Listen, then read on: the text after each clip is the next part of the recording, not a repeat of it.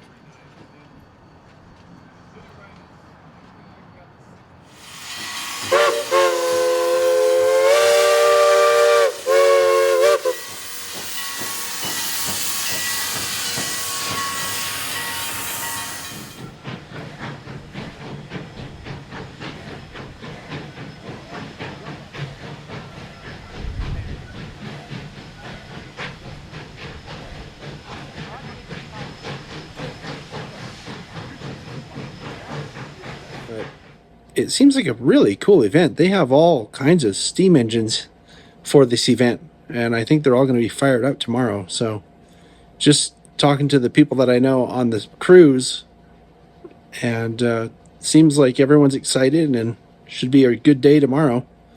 I'm sure I'll come back on here and let you know how it goes. Hi, this is Friday morning at the, what's this called? The Great Western Steam Up. Great Western Steam Up. I didn't sleep well last night, but we're still going to have a good time today. And this is an example of you never know who you're going to run into. So we're standing in line to get in this place, and someone says, "Hey, you never know who you're going to run into." And it was this guy. You recognize him from Chasing Trains. What else have you been on? You've been on other stuff too, haven't you? I think the first time was the Prototype Modelers Meet. That's right. Bay Area Prototype Modelers Meet from 2017, I think, or 2016. One of those. It's Mike. Mike just recently got is it a permanent position? So it's a seasonal position at Railtown 1897 State Historic Park. So what I'm basically doing is I'm working as an interpretive park aide. So I manage the social media, volunteer coordination, and try to frame Railtown in a way that relates it to the current generation, because I find the history fascinating, but the average person is so far removed from it that it's kind of, like you have to relate it to these people in a way that they can understand. So that's basically what my job is. And they got the right guy for the job. So congratulations on that. Thank you. What are you looking forward to most here today? A vacation. Oh. I think it's great to be able to see all these locomotives from all over the West, all together in one place. Not just the engines, but also the people too. Like you got Stavi Pappas here, Chris DeWitt, who was in charge of the maintenance department at the Nevada State Railroad Museum here. All these great, like-minded people of preservation, all in one place. So it's just I couldn't miss this. Yeah, so. And we're here too. Yeah.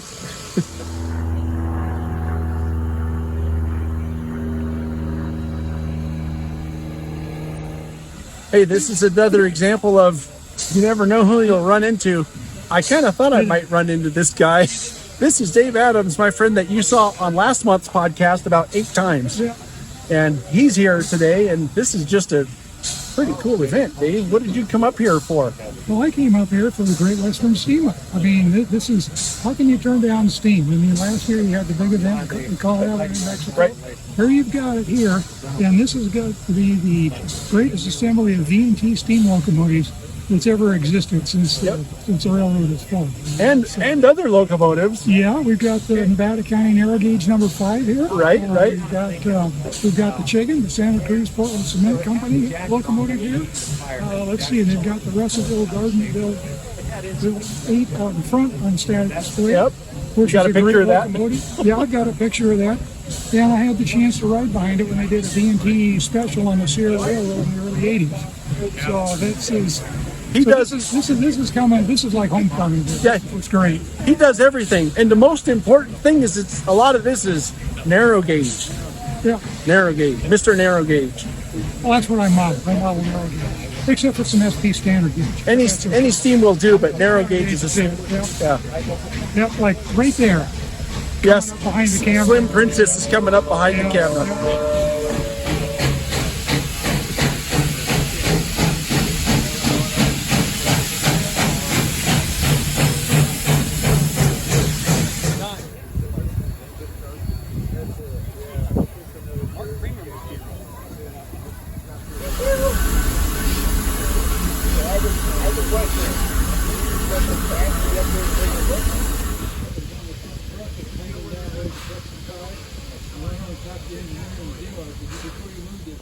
And look, I came all the way to Carson, Nevada just to harass John.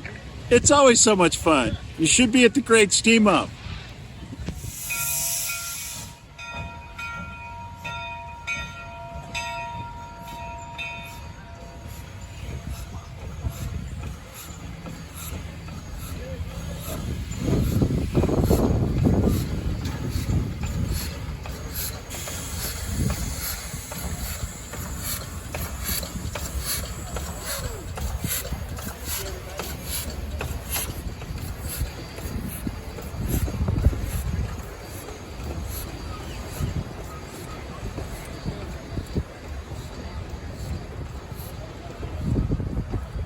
We just finished up at the Nevada State Railroad Museum.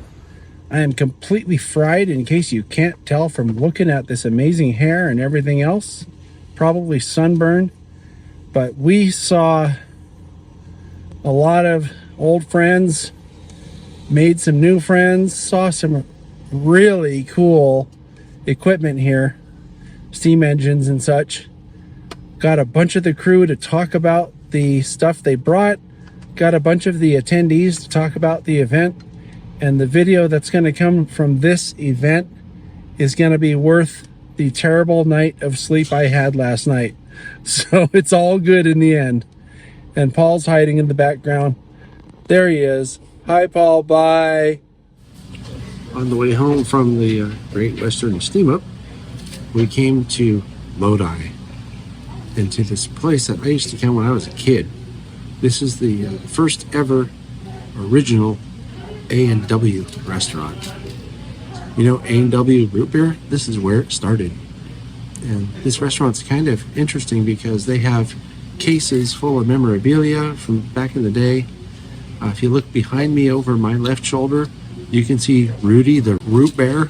That's a little plastic thing that kids can take their pictures with. Anytime I come through Lodi, if I have time, I stop in here just for nostalgia. What did you think about your first ever experience with the original first ever root beer, A&W? I thought it was pretty interesting. It was good to hear your stories about this, John, and your memories and how much it means to you. And, you know, I'm just here to eat, so the food was good. They even served our root beer floats in glass mugs. How's that? When's the last time you went to a fast food place that did that for you? Hi, so we're just back from the Great Western Steam Up yesterday. Drove back last night. If I look tired, it's because I am tired. One of the reasons why we came back was there's an operating session this morning up at Ray Turner's Mystic Mountain Garden Railroad. Ray Turner's Mystic Mountain Garden Railroad was actually originally built not for ops, but then it was sort of redesigned and added onto to be for ops. And I haven't operated up there probably since before the pandemic started, if I remember right. So when Ray invited us to go, I thought, haven't operated up there for a long time. We should probably do it. So that's where we're going today. I'll probably take some photos and some video up there of whatever job we end up doing. And here's our other operator. Oops. Not so secret anymore. We had Ray on the live show recently, and we talked about his garden scale helix. Well, this is what it looks like. All right, so we got our switch list from Ray, and my conductor's showing me what we need to do. We have to pick up a bunch of stuff here at South Providence Yard, which is just behind the clipboard, which you'll see in a minute. And we found that a bunch of these things are right here. And we also need to have a caboose. Well, there's a caboose over here conveniently, which I think is there to trick us into thinking we should use it. But there's another caboose right here. And we need to get the locomotive on the end of the train where that caboose is. So what we're going to do is we're going to pull our caboose out over there and then stick it on the end of this train and then back it onto a track in the yard. That's our locomotive. And then run around the whole thing and pick it up and depart this way. So this is the kind of the stuff that you have to think about when you're doing these operations. And this is just a great place to do operations because, as you can see, we have a great view. Everything's big, so it's easy to read the numbers, and everything runs really well. It operates really well here because Ray did a great job with laying this track plan out for ops. So this is going to be a really fun op session. We're going to get started. So we're about to do our runaround maneuver. I remembered, and I wanted to point out something else Ray has done here that's really smart, is you see how some of these ties have white paint on them? That indicates to the operators when the switch is not fouled anymore. That's your, I guess, fouling point. So anything from here to the left is going to put cars or other equipment in the way of other cars coming in on this switch here, on this little turnout. So the idea is you go past that if you're going to spot a car or something like that. I think it's a really good idea. And a lot of other scale layouts have similar setups where the switches are indicated where the fouling points are by a little piece of paint or something on the ties. So here's our locomotive running around the consist that we're going to be taking out of the yard here. just like I mentioned before, we put the caboose on from the other track instead of taking it off of the track that the consist was already on. One of the nice things about this job in particular this time was that entire consist there was all put together on the siding. We didn't have to do a whole bunch of work to get ready. We just had to pull it out and stick the caboose on it. So I'm acting as a conductor, so I've lined all the switches. All these turnouts are aligned so that the engineer can get the locomotive moved to the right position to back onto that train. And then we're going to take off as soon as we have our train secured. And it's already fun. So, our first work is at the Providence SPCIC, and we have to pick up 3 ore cars here and set out 1 other car. So the way that works is we're going to cut off our caboose where that engine is, and we will use the rest of the train to pull out those 3. Then we'll back those 3 onto the caboose over here and cut off just in front of that little box car. It's actually a reefer. Sorry. No, that is a box car. We'll cut off just in front of that little box car there, and then back that little coal car or whatever hopper onto the track to do our set out. So because the caboose has to stay at the end of the train, we cut it off on the main line over there, and we're using the whole rest of the train to grab these 3 cars that we need to pick up. And what we'll do is we'll put those 3 cars in front of the caboose, and then we have to drop off this hopper into the interchange track. So our next work is to set out a couple of cars here on this team track. So we cut off the train just in front of the switch here, or behind the switch, I suppose. And these 2 cars are being set out here. We'll pick up our train after these 2 cars are set out. And we just do it. It's a process of doing this kind of stuff until you've done everything on the list. So we find this fun.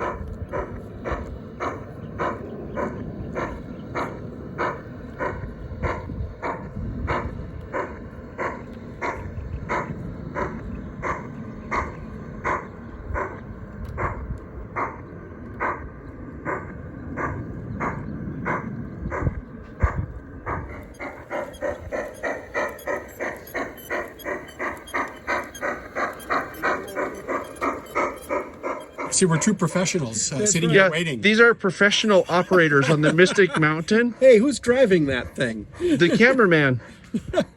Don't worry, I'll get to it. Yeah. Okay. What are you guys doing here with this? We have fun? a meet We have with the guy who's working the camera. Yeah, exactly. Oh, we do? Oh, I better pay attention then. Yeah. That would be nice. I'm turning the camera off to see where I'm going to collide with you. Okay. It's a good day for this. All right, well, we finished with our operating session. That was a lot of fun. And I don't know that Ray watches the podcast, but if you do, Ray, thanks for having us over again. Got a great tour of the property. Got some fruit off of his fruit trees and trains on top of all that. Wow, couldn't ask for more. But that was our adventure today. We're gonna probably take a few days off from adventures right now, and we'll be back. The most recent podcast actually came out this morning, so this has kind of happened not within the last month, but since the last podcast was edited. That's how that works. So anyway, that's it for now. Over and out. We originally had an epic trip planned for this summer. It was going to be chasing 4014 over Donner Pass and then up to Portland. Boy, was it exciting. Well, as you know what happened with 4014, it got canceled. So we're going to Sacramento anyway, and we're going to do some stuff around Sacramento that we originally had planned, and it should be fun. Alvin and Michelle are coming in on the Amtrak California Zephyr sometime later, and it'll be good, and I'm sure that we'll be documenting stuff along the way. So let's go have some fun. This is at Gary's house now, and he has a little layout here in his garage. So he had an op session all ready to go. We have little switch lists we're going to work with, and this ought to be a lot of fun. I've operated here before and had a great time. So here we go. So on some layouts, the number of the siding or industry or whatever is marked right on the layout. Well, on Gary's, it's not. If you look up here, you can see there's nothing on this spur, right? Or this spur over here. Nothing to indicate what it is. No, we don't. Usually there would be a number somewhere in here telling you which spur that is. Well, on Gary's, it's right here on the diagram. So the spur we were just looking at is 303. Then the one that we looked at first, which is right over here, is 304. And then the one furthest to the right over here is 305 and 302. How do I know that? Because it says right here. And then those numbers correspond with what's on our switch list. See where it says from and to? So here's James. You remember him from Silicon Valley Lines, right? Yeah. James, you're operating Gary's layout. What do you think? Is it pretty fun so far? It's great. It's well laid out, and I know where everything's at by just looking at it in like 2 seconds and starting to count the tracks. It's almost really like the guy who designed it worked for the railroad or something. Pretty much, yeah. Everything works really well. Yeah.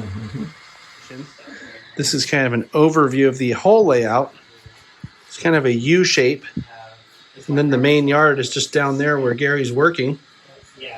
And it takes up a fair amount of space in the garage, but sure is a lot of fun to work on. So what does the yard job do? He just unburies all the cars that are in the yard?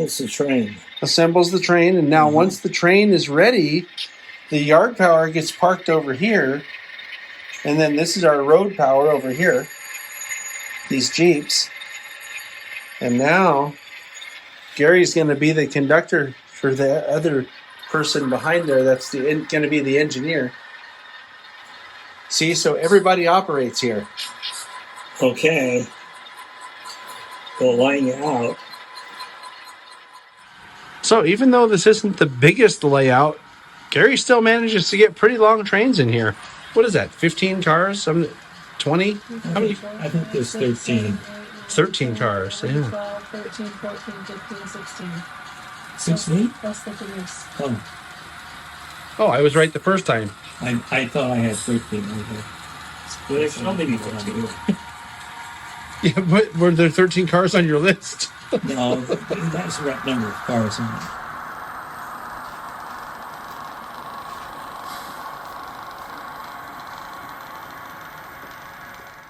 So I've been waiting for a while, and this peddler train's finally brought the stuff. Gary's uncoupling it now. That's the stuff. Take her back.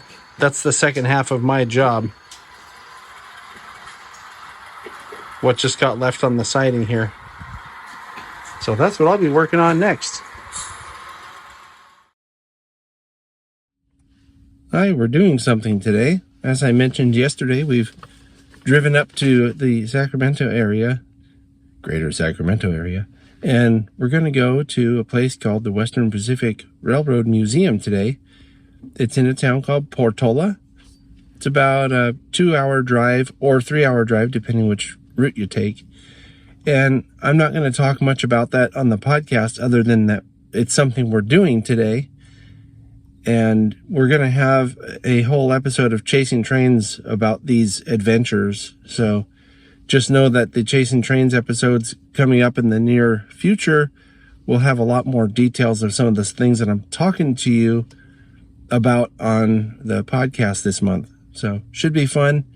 Alvin and Michelle got into town last night on the Zephyr, kind of late. So they're probably going to be fried today. We'll see how all that goes.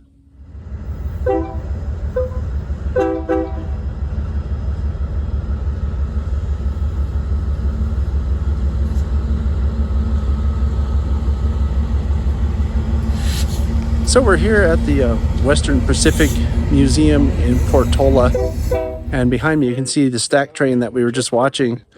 And something interesting that I didn't think was going to happen is behind that train, further up the line, they're actually storing the 1 unit. That's that heritage, I'm going to call it a heritage unit. It's that special paint scheme from UP. So I'm really interested in getting a photo of that because I've never seen it before in person. And it's a really cool paint scheme. My name's Ethan, as John mentioned. I'm a volunteer here with the Western Pacific Railroad Museum. I've been involved since I was 15, so that was 2007. I'm originally from the Sacramento area, but now I live just up the hill here from the museum, and I'm basically a full-time volunteer and, do whatever the museum needs. We need track work done. Well, here I am. Yep. Today I'm here with these guys to show them the museum and show Michelle how to run our SW1500, and we'll have some fun. Probably some other behind-the-scenes stuff since, we're here before we're open to the public, so I can get you around and sneak you into the cool stuff, The cool stuff, yeah, 'cause we keep most of it locked up, so that, not that we don't like showing it off, but, But if you look right here, you can see he has the keys. Yes, I have. That's all the cool stuff keys, yeah. One of the cool things about this Western Pacific Railroad Museum is this is a museum. If you look down this sort of corridor in between the tracks here, you can see how much equipment there is. This is just one in between the tracks segment. There's a ton of stuff here. A lot of it, if not most of it, is Western Pacific. So if you're a Western Pacific fan, and I know there's a lot of Western Pacific fans that watch this channel, this is a great place to come look. Even if you're not a Western Pacific fan, it's a great place to come look. We just got kind of a tour of a bunch of things here at the museum, and Ethan's been a great host so far. We're waiting because Michelle has an operate the locomotive thingy that she paid for, and she's so nice that she's going to actually let a couple of the others here operate on her time, which I think is really cool because I haven't operated a locomotive in probably 3 years now. And it's fun to do. If you've never had a chance to operate locomotives, this is a great place to come do it because you actually get to go a fair distance with it. And so we're just waiting. Ethan's going to bring the locomotive out of the yard up this track that's behind the camera. And I think he's going to park over here someplace where we will then, 2 of us will be able to get on. Only 2 people at a time can go into the cab. So I think we'll do whatever runs that is and then pick up someone else here and then come back and pick up the next person and so forth. And I'm planning to be on the locomotive probably most of that time so that I can document it for whoever's running. And it'll probably end up on the Chasing Trains video that we're working on as well. The other video that I'm working on here is the video about the Western Pacific Museum here. So there's a bunch of stuff happening, and I'm working on a whole bunch of videos all at the same time. Chasing Trains, the tour video, and then the podcast, which we're filming for right now. So a very, very productive day here. engine brakes and train brakes. Okay. We're only going to use this one, right? Yeah. And we've got... Bells there. Okay. Yeah. Got bell. That's off. Pulled out. Reverser. Reverser. Throttle. Clutch. Okay. Horn.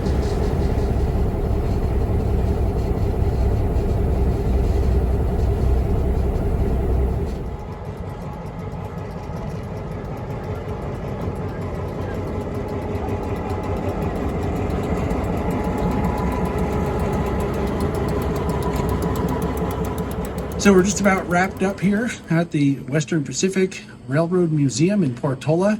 Ethan, thank you very much for taking the time and for your hospitality. And just a reminder for everybody out there, come visit the museum and support what they're doing here. This is history. So thank you, sir. You're welcome, John. Thank you for being here. And thanks for being on the train crew. You're welcome. And everybody else, join the train crew.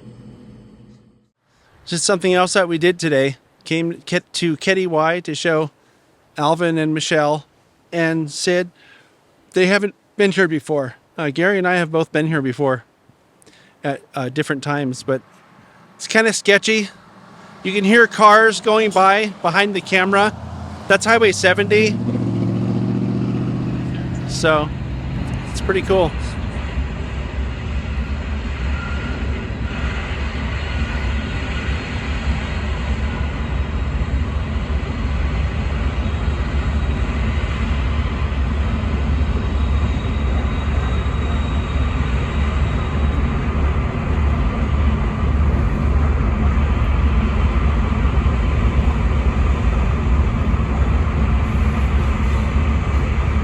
This is the end of the day on our podcast broadcast. So I can't get it. And I wanted to just mention here that we had a great day.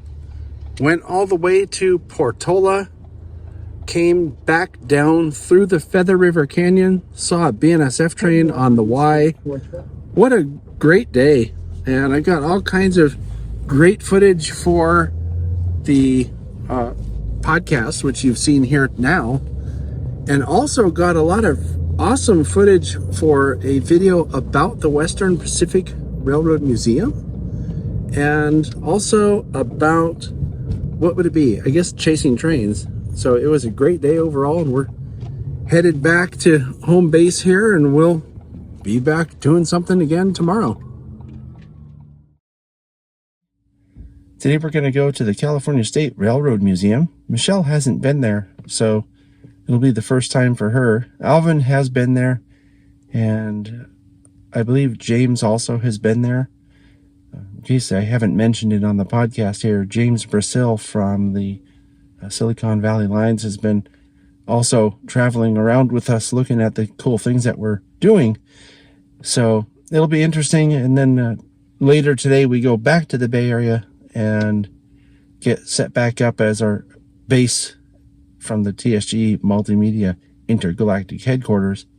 I'll probably do a little update here on the podcast later for you. Who is that masked man?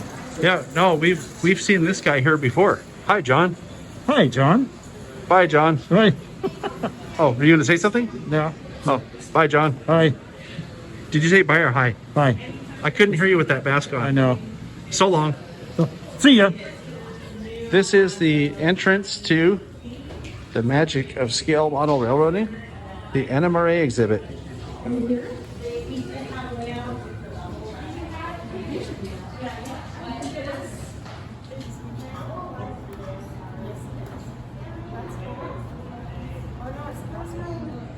So we just spent the last, couple hours getting kind of a behind the scenes tour of the California State Railroad Museum. And, there's more here than I thought. And one of the things you'd like to see is this, cab forward. That's something you can only see here. You can't see any cab forwards anywhere else because they don't exist. Made it back home. The first part of the epic for 2022 is over. We had something like 3 days in Sacramento.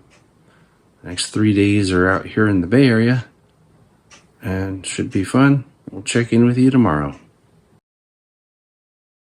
Today's Saturday, and our agenda for the day is to go ride at Niles Canyon Railway. One of the things that I take people to usually when they're in town, if they're train people. So we'll ride that train today.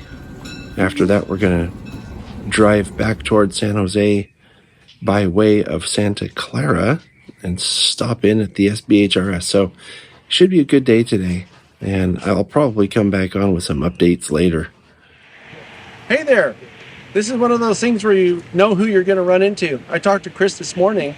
This is Chris Half. He's been on, I think, a podcast before when we were documenting the 1744 restoration. And I told him, I embarrassed him and told him how great he was and how much I wanted to get him on an interview sometime.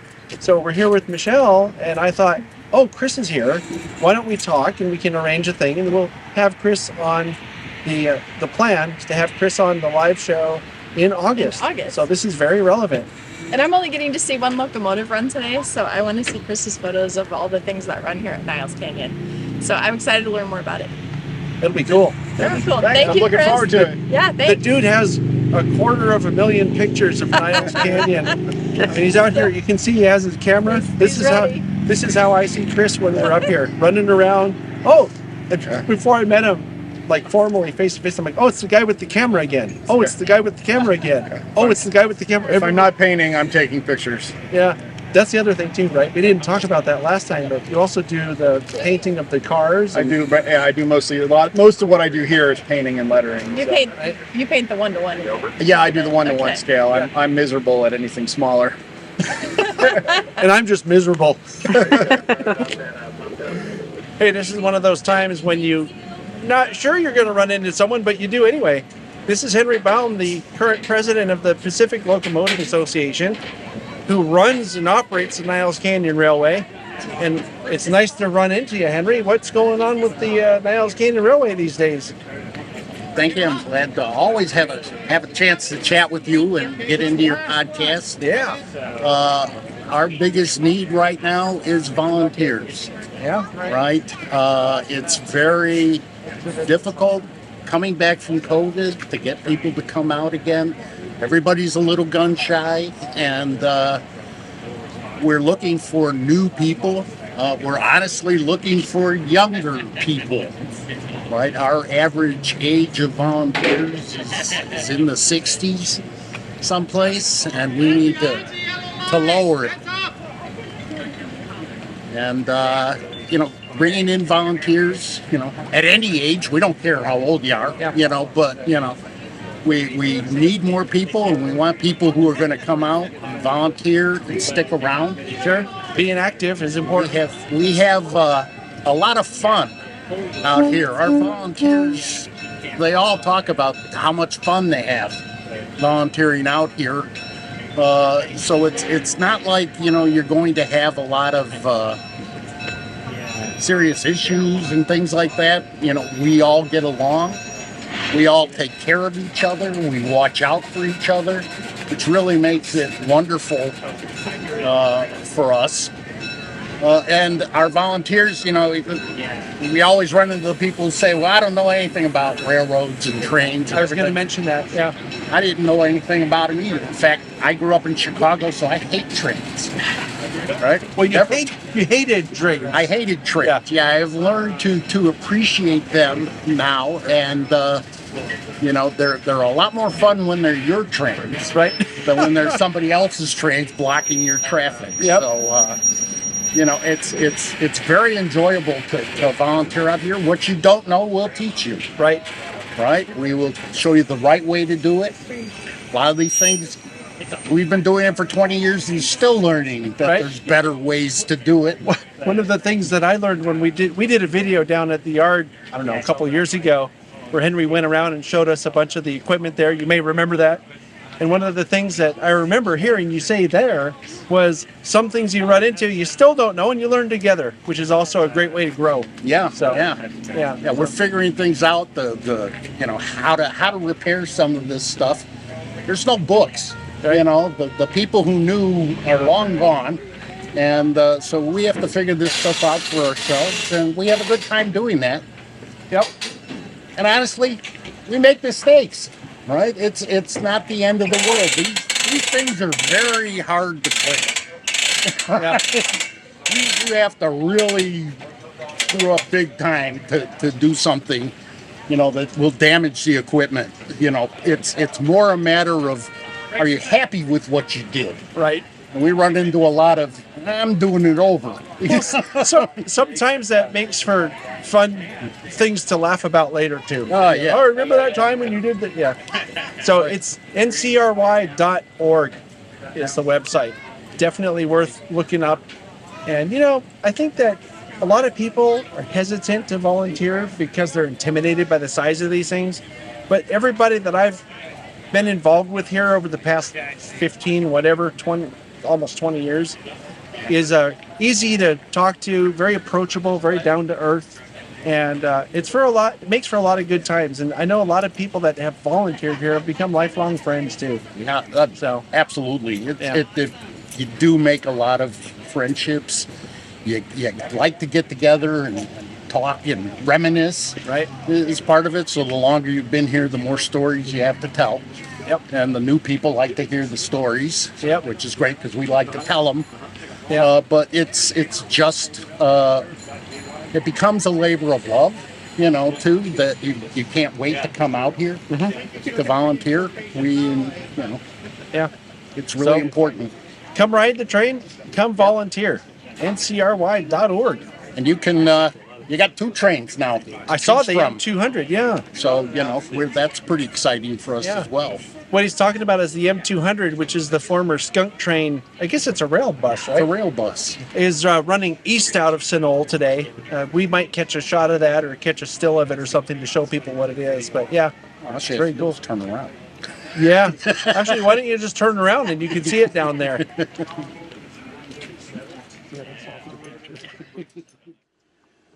All right, so that was a nice happenstance. Henry just invited us to go down and look at the Kraus Maffei. So Alvin and Michelle don't think I've ever seen that one. Might not even know what it is. James asked me if we might be able to see it, so this is going to be really cool. Let's go learn something new and have some fun. This is a photo of the SP9010 as it was delivered to us from the California State Railroad Museum. The entire nose of this locomotive had been cut off. When they saved this one particular unit, they cut the nose off, built a plywood box, and would fill it with 35 millimeter film equipment. And then they would shove this locomotive all over the right-of-way and film the right-of-way for the first generation training simulators. They wanted something massive so it wouldn't rock as it went down the rails.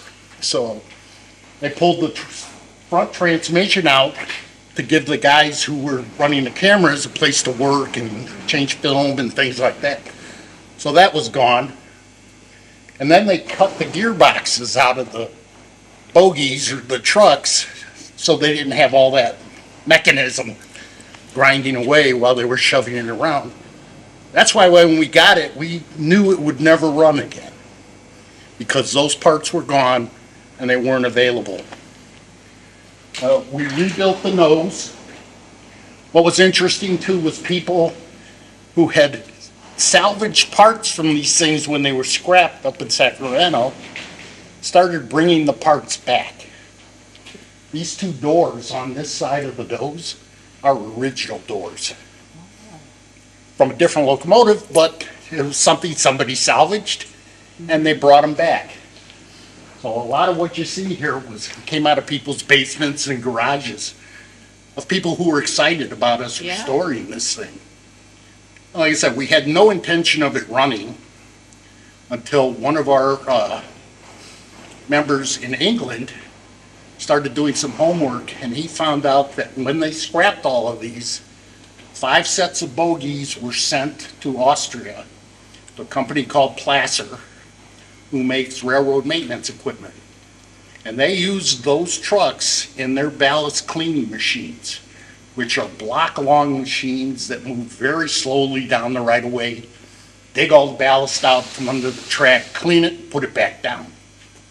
So they were very happy to have geared trucks that could move very, very slowly.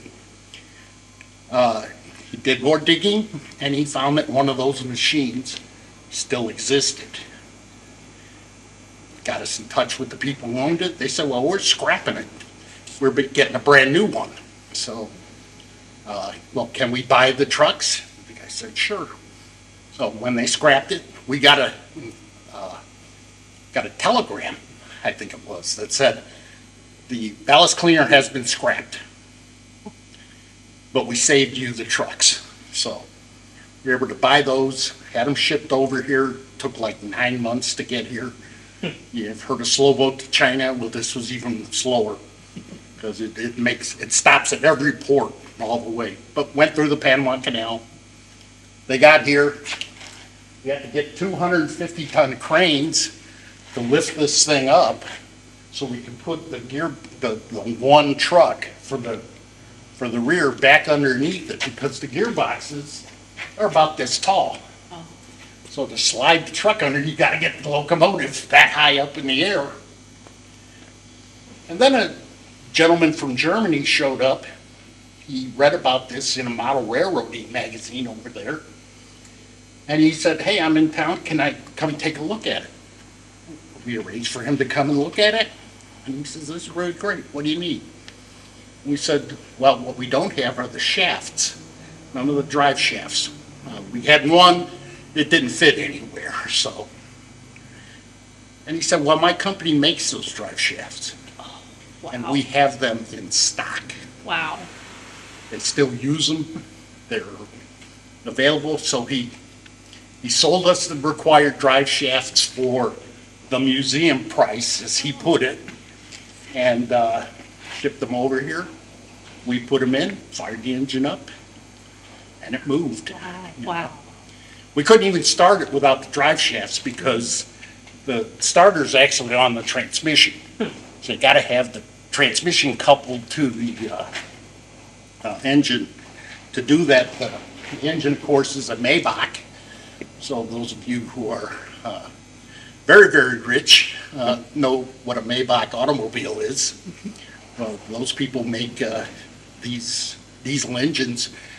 Up until 15 years ago, they were still making this engine. That's why parts are available for it. They were primarily used for powering the big ski lifts in Europe for pulling the cables. That's what they used them for. That's why they were still being used. So this, of course, is our pride and joy. It's been a miracle locomotive, a miracle restoration, because we didn't expect What a it success to ever. story. Yeah. It's, and we've heard from and gotten donations from people all over the world.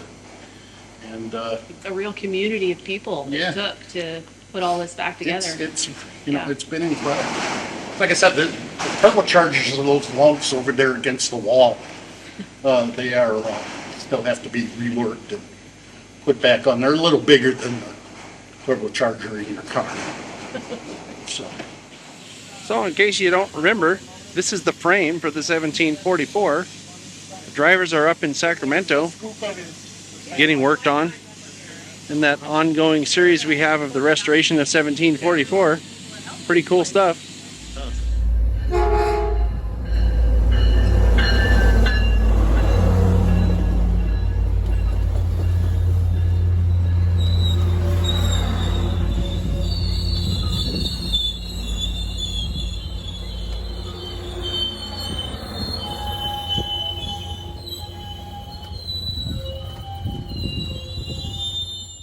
So we had a great day today. We went out to Niles Canyon and saw all kinds of stuff that I was not expecting to be able to show everybody. That was great. We're just going back to the house now and gonna hang out in the backyard and relax for a little while. And we have something else to do tomorrow. So we're gonna go to the Western Railway Museum. Alvin and Michelle are still visiting. And we're supposed to meet some friends out there. I think Gary's coming, because he lives actually not too far from that place. And I think some people from San Jose are going to meet us there as well. And our friend Eric is the executive director at that museum. So he'll probably have some interesting things lined up to show us. So it should be a lot of fun. And it should be informative. And the other cool thing is that Alvin and Michelle have never been there, so they're going to see something new and different. A lot of people like to say it was the very first engine to go over, but there's no actual record of that. It's just the only one to survive. So when they did the 50-year celebration of the WP, it was the first engine to go over because it was the only one of that time left.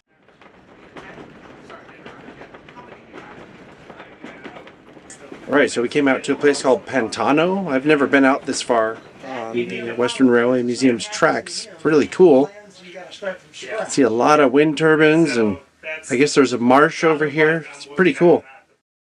So this is Comet, who came running at me out from under a bush the other week.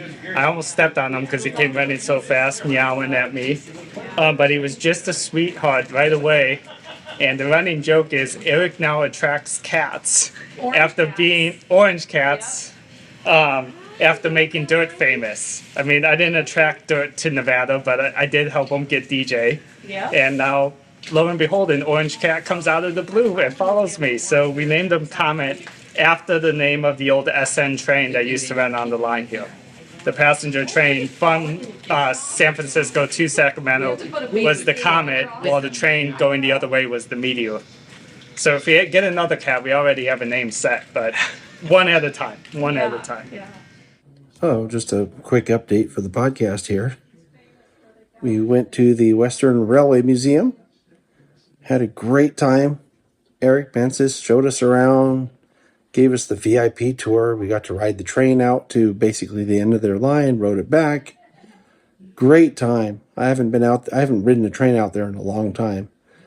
And then we ate some lunch together and came back into the Bay Area proper. And on our way back, we're just stopping in here at Jack Burgess's layout. They're now getting the VIP tour of Jack's layout, which is really cool because Michelle's never seen it before. I like this white wall right here. That's off camera. Yeah. Oh, I guess you're going to see it. The white wall is supposed to look like the outside of a station with the tongue and groove siding. That's the original ever Merced Falls station sign. On the channel, there's a whole series of model railroading with Jack Burgess. And one of the episodes that's coming up, I don't think it has released quite yet, I think it'll be out in August, is about the artifacts in this room. Today we're going to Roaring Camp. So, should be fun. We're going to ride the beach train and the narrow gauge train. So, should be a great time. And great place, great fun. It's my friend Murph's birthday today, so happy birthday, Murph. Gonna see him. Haven't seen him in a little while. Well, I saw him at the operating session last week, but we don't get to hang around that much together. So I'm looking forward to that. James will be there, and I believe also Kevin Hill's gonna be there. It's always a good time when he's around, so looking forward to today a lot. And I've been looking forward to it for a few days.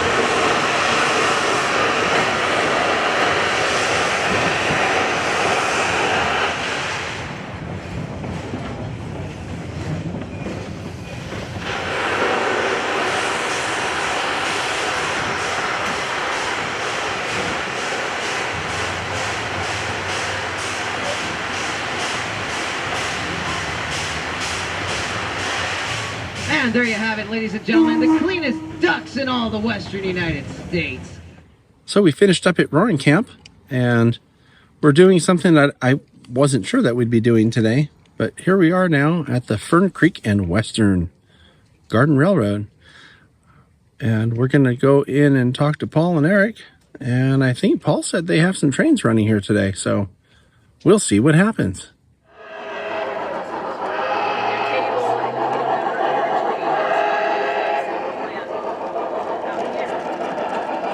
Uh-oh. We're on the ground. Oh, it re-railed. That was lucky. Well, hello there. It's Tuesday, the 12th of July, and I just got back a little while ago from taking Alvin to the airport, and I wanted to do a little podcast update. Finally, the epic event of the summer, if you want to call it that, is over, right? So Michelle and Alvin came out from out of state, and we went to several different places over a bunch of days. I think it was 5 or 6 days in total, and just had a great time. And I can't stress enough how hospitable and gracious all the people at all the places that we went to were. It was just a great time, and I want to thank everybody that I arranged things ahead of time with. I can't list everyone here. It's just too many. And just to know that our guests were really happy and had a great time. So thank you all for that. I really enjoy sharing this kind of thing with people. And a lot of the people that met each other over the course of the past 5 days needed to be in contact. And it's one of the things I've realized over the past few years of doing this channel and meeting all the people that I meet and making all the contacts that I make. I really enjoy putting people together that can help each other or learn from each other or share best practices or that kind of thing. That's something that I get a lot of enjoyment from. So anyway, it was just a great time. I don't want to take up too much time here on the podcast talking about it. We're going to have a bunch of Chasing Trains episodes that cover all of these events, except for I think there was one day we didn't do a Chasing Trains because if there wasn't enough going on to justify that. And I like to put out videos that make sense, Going to the California State Railroad Museum, I don't think really justified its own Chasing Trains video because we didn't chase any trains that day. We just kind of looked at trains. It was a great time though. But anyway, my point to all that is that the Chasing Trains videos will share a little bit more depth of what we did and what we saw. So be on the lookout for those in the coming months. And thanks to Michelle and Alvin and Gary and Mike and James and just so many people, Murph and Kevin and Trevor for helping set up the thing at Roaring Camp. It was just a great time. The guys at SBHRS, Ed and John and Mike and Robin, and geez, the list goes on and on. It was a great time, and thank you all so much for making it happen. I said I wasn't going to mention everybody because the list is too long. I need to mention Eric at the Western Railway Museum too. Just long list, too many to mention.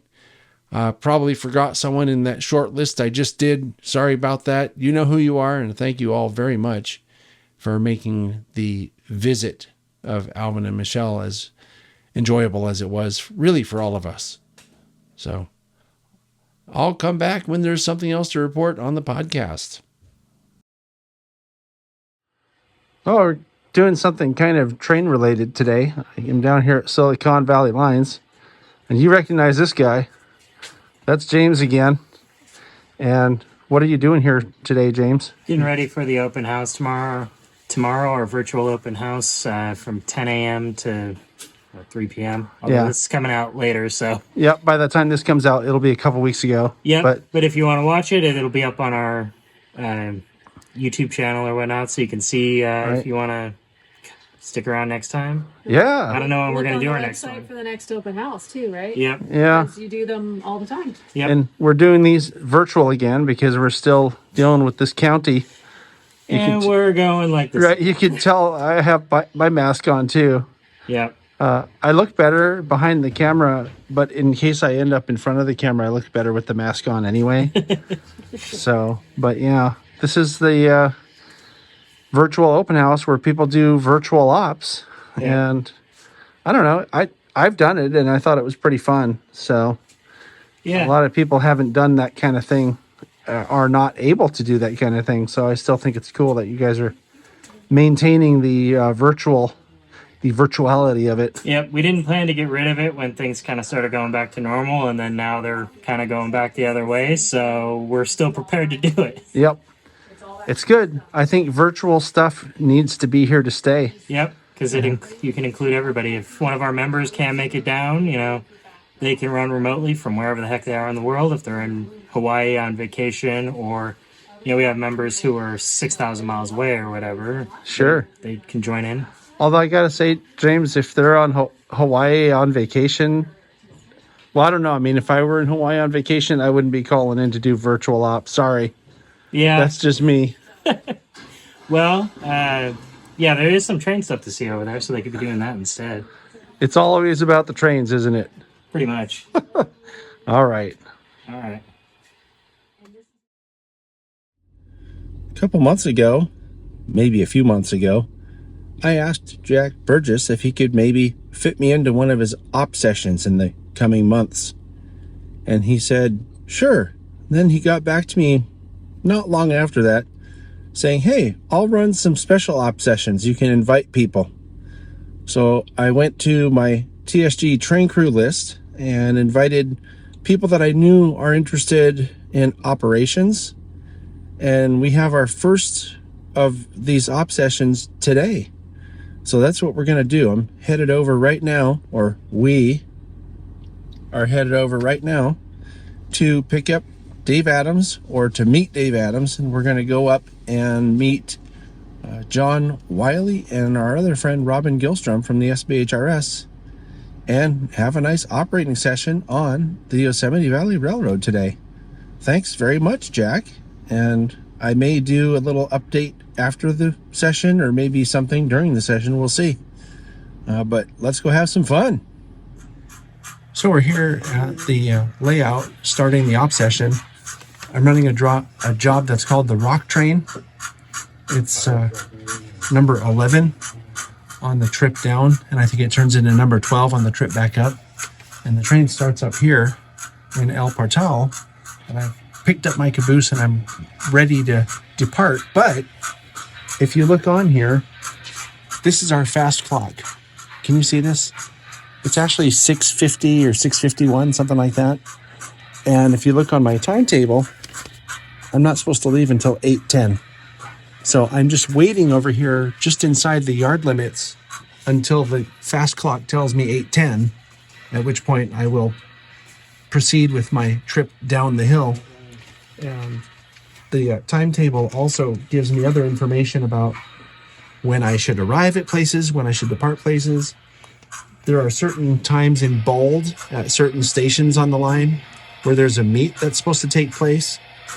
And because the railroad was they used direction superiority, and westbound trains, which mine is on the way down, is an inferior train. So I have to take the siding anytime I'm coming up to a meet like this. So those are kind of the base rules that I have to work with here.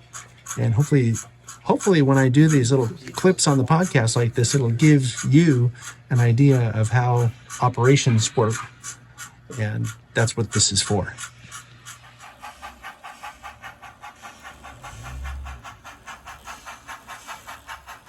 A few minutes early. I am back, and just with a little wrap up from the day, sitting here in my backyard now. And I have to say that everybody had a good time operating on the YV. And it was really fun to finally get to operate on a layout that I've filmed so much at. And I have to say that Jack's jobs are very interesting. They're fun. I can tell that he put a lot of thought into his operating scheme. It's not terribly complicated, but it's enough of a challenge to make you think and keep you on your feet and keep you busy for 2.5 hours. So that part was great. And I don't know, Jack, if you actually watch these shows, but if you do, thanks for having us over once again. And hope that everybody had a good time. I also hope we get to do this again sometime soon. I'd like to try some of the other jobs. So that's it for today. Over and out. On July 20th, we went live with the monthly episode of Talking Trains. Talking Trains is a show that I do live with Michelle Kempema on the third Wednesday of every month. You probably also know Michelle as the Executive Director of the Colorado Model Railroad Museum in Greeley, Colorado.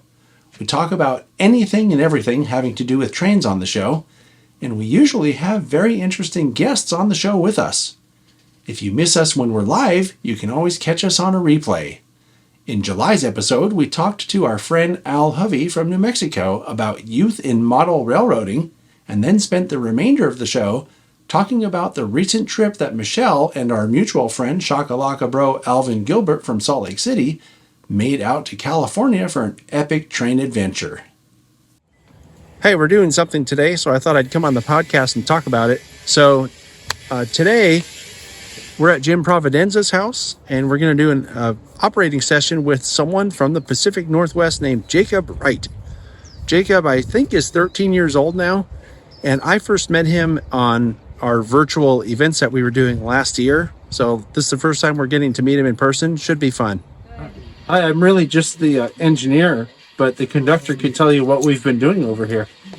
So we picked up our cut of cars from Fallon and brought them all the way up to Barrelding Lumber here in Laurel. Just dropped off our full cut of cars, picked up our loaded, and now we're just waiting for clearance to head back down the mountain. Look who just got roped into a job. What is it? The suntan special. All right. Should be pretty easy. That's a passenger train that's going to have priority. Should be easy. Should be. But with all the traffic on this railroad today, it might not be as easy as it sounds. Great op session. Thanks, Jim. And thanks everybody who was there. I was really impressed with how many people are able to operate that layout at one time. I think we had 18 or 20 people there. It was amazing to me that many people even fit into the space, let alone everybody was able to run something at the same time. Pretty cool. So anyway, we'll see you tomorrow. So we're here at Seth Newman's layout today, and Jacob and his dad came over to do some operations on Seth's layout, which is pretty cool. And one of the things that I wanted to highlight this event, not specifically today, but yesterday and today, and then also tomorrow, which you'll see when we do it. The only reason why we know Jacob is because he attended the virtual NMRA convention last summer that we held. And the reason I think that's important is because if we didn't have a virtual convention at all, we wouldn't even know him. And he's getting to have some great experiences here operating on people's layouts and hanging out and getting into ops. So it's kind of an emphasis on why virtual events are so important, really to us personally, but also to the hobby as a whole. Because, like I said, if we didn't have these virtual events, we wouldn't even know him. And one of the things that we always talk about in the hobby is how we need to get more kids involved. Well, there you have it. Virtual events. You meet people where they exist, and a lot of young people are in that social media, or what do you call it? I guess electronic communication sphere, if that makes any sense. So that's one of the reasons why this whole few days here, yesterday, today, and tomorrow, are so important, because it emphasizes that. It might seem obvious to some people, but I think it's worth mentioning out loud for everybody else. Hey Seth, who's the youngest person you've ever had operate here? Dave Falkenberg's son John was, I think, 8 or 9, and he actually ran this job with his dad with very little help at my 60th birthday, so that's a while back. About 40 years ago? Yeah, maybe 50. And my cousin's kid, who was 5 with a little help from his dad who had to hold him up, did a reasonably good job of the Mission Bay local when he was 5 or 6. I don't know, his bar mitzvah's like 3 weeks from now, so time flies. And so this is a way that other guys have kind of decide, can I go, is this guy a ride that's supposed to or not? So this is a help to other crews going on duty in that as to whether or not. 1 minute ahead of schedule. Beat that, Amtrak.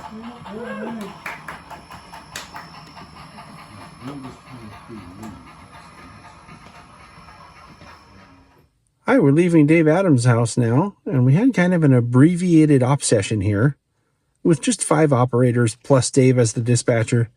That was a lot of fun, and I can see where once someone learns sort of the procedures and the ins and outs of a certain job or of whatever jobs they're doing, it would be easier to understand. But that was a lot of fun, and thanks, Dave, for having us over. And we have to go home and get up kind of early again tomorrow because we're going to go do another operating session tomorrow morning. So I'm sure we'll talk to you about that then.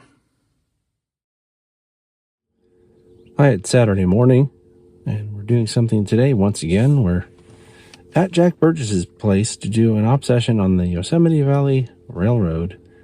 And we actually had 2 people have to drop off of this session because of COVID. So it's not over yet, folks. So luckily, though, there were 2 other people who could fill in. That's right. I wasn't signed up for today, and neither was Top Secret Operator, but now we are. So we're going to operate on the YV. Should be fun. So this is my job here today. I'm running the log train. And the log train has just picked up some empties at Merced Falls. And I have to take these up to incline, pick up some loads, and then bring the loads back down. It's all very orderly. All right, so we finished up at Jack's and have now met Jacob and Buddy out in Pinole to do some foaming.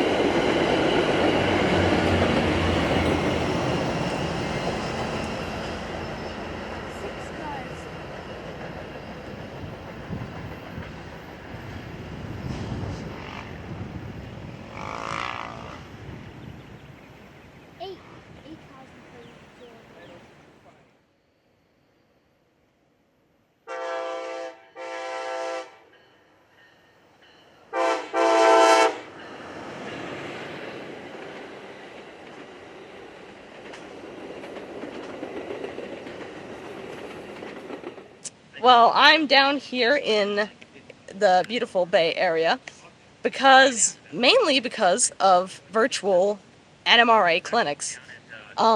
It's really helped me connect with a lot of people from a lot of different places. I mean, this morning I was talking to some guys from Australia on a Zoom meeting, and so I feel like it's really brought together a lot of the model railroading community so that we can better share ideas and better connect with other like-minded modelers all around the world. And so I've gone to multiple model train layouts while I'm down here, and I could never have done it if it weren't for the people I had met on these virtual conventions. So that I think that they're an amazing thing, and I think that the NMRA should work and invest in them a lot more, because I live in a pretty remote area of Washington State, and so it takes me a long time to get anywhere, and I certainly wouldn't be able to go to any events really by the NMRA if it wasn't for their online formats. So I can't emphasize enough how much I think that it's truly an important part of our hobby's future. Hi, we're doing something today. If you look over my right shoulder here, you can see the steam locomotive that was delivered recently to the SPCRR at Ardenwood Historic Farm. Well, today they're going to be commemorating the completion of the loop that's also over my right shoulder. That's all new track right there. They completed something like a quarter-mile or a half-mile loop.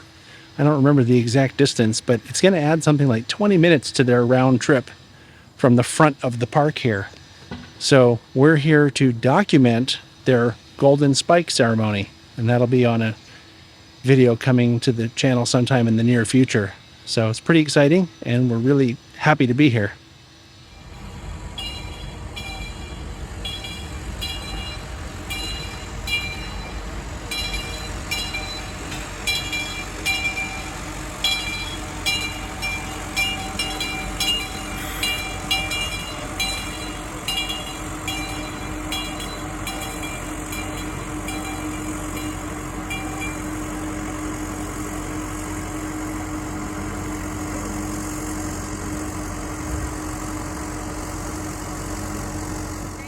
Even though I look better with it, I wanted to take my mask off just so that you could hear me. But this is one of those incidents where you kind of know who you're going to run into, but you're not sure. Hi, Dave. Hi, John. How are you doing? Welcome back to the podcast yet again. Well, it's great to be here. Yeah, what are you doing here? Well, I'm out here at Ardenwood to celebrate the completion of their track extension. Right? I just talked about that a minute ago on the podcast. Oh, good. Do you remember offhand how long the extension is? Is it a quarter mile or half a mile? I don't know. I don't remember, and he doesn't know either, so I don't feel so bad. All right, well, we'll maybe come back on here to update if something else more exciting happens. All right.